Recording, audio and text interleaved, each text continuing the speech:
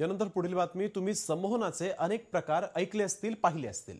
मात्र पिंपरी चिंचवडमध्ये एक संमोहन तज्ञ चक्क देशभक्तीचं संमोहन करतायत.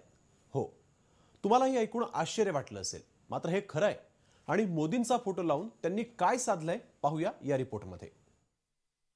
मी अंक मोजतोय. प्रचंड थंडी आणखी थंडी वाढत जाते. 2 आणखी थंडी वाढत जाते. आता वाढतच जाते. 3 आणखी थंडी वाढत जाते. 3 आणि 4 आणखी थंडी वाढत जाते. प्रचंड गुदगुल्या. हो,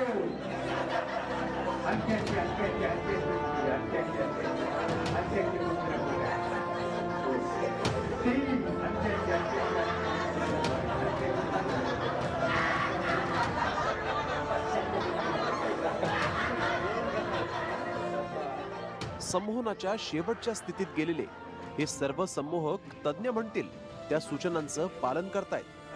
पण या सूचनांमध्ये एक सूचना जरा वेगळी आहे.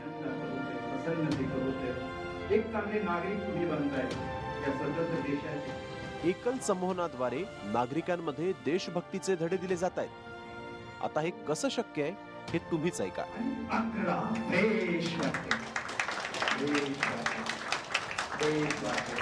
भारताचे ते माननीय पंतप्रधान आहेत, सर्व पक्षाचे आहेत आणि त्यांनी मन की बात यातून विद्यार्थ्यांशी संवाद साधलेला होता की विद्यार्थ्यांनी तणाव घेऊ नये, विद्यार्थ्यांनी चांगला अभ्यास करावा, उत्साहाने परीक्षा द्यावे. मी तर म्हणतो की उत्सव म्हणून साजरा करावा असं प्रधानमंत्र्यांचं म्हणणं होतं आणि आम्ही आमच्या कार्यक्रमातून ते तर अंतर्मनात रुजवलं. त्यामुळे विद्यार्थी प्रगती करू शकले, अभ्यास चांगला करू शकले आणि पालकांनी चांगला रिप्लाय दिला आम्हाला. मनाची ताकद आता दिवसेंदिवस वाढत जाणार प्रगती. विशेष म्हणजे या संमोहन केंद्रात परीक्षार्थी विद्यार्थ्यांच्या बौद्धिक क्षमता वाढवण्याचंही संमोहन केलं जातं. आणि संमोहनाच्या अशा प्रक्रियेनंतर कोणतीही व्यक्ती, विद्यार्थी त्यांच्या समोर येणाऱ्या अडचणींवर सहज मात करू शकतो, असा दावा डॉक्टर काटे यांनी केलाय. 26 जानेवारीचा कार्यक्रम होता. 4 दिवस आम्ही विद्यार्थ्यांसाठी मोफत संमोहन उपचार ठेवले होते आणि माननीय प्रधानमंत्री हे सगळ्याच पक्षाचे आहेत.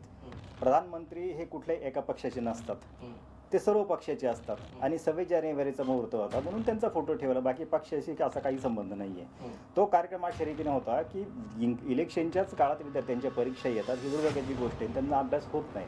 मग एकाग्रता वाढवण्यासाठी, स्मरणशक्ती वाढवण्यासाठी, परीक्षेला आत्मविश्वास वाढवण्यासाठी आपण 4 दिवस कार्यक्रम घेतले.